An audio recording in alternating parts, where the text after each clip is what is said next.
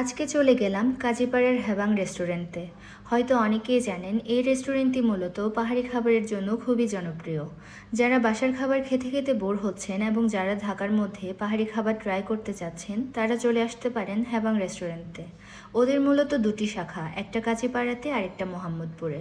রেস্টুরেন্টটি খুবই সিম্পল এবং পাহাড়ি থিমেই করা।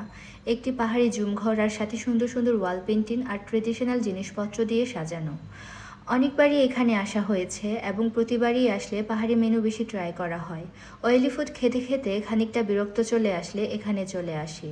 ওদের খাবারের প্রেজেন্টেশনটাও কিন্তু খুব সুন্দর।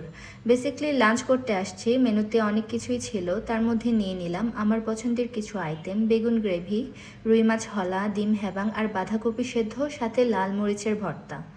বরাবরের মতোই প্রতিটি খাবারই খুবই মজার ছিল। বিশেষ করে ডিম হ্যাবাংটা মনে হচ্ছিল এটা দিয়ে এক প্লেট ভাত খাওয়া যাবে। আর রুই মাছের ঝোলটা নাই বললাম, মনে হচ্ছে শুধু ঝোল দিয়ে ভাত খাওয়া যাবে। আসলে খাবারের টেস্ট নিয়ে কোনো কমপ্লেনই নেই। অনেকের হয়তো দাম নিয়ে থাকতে পারে, বাট খাবারের মান আর কোয়ালিটি ভালো হলে ইটস ওকে।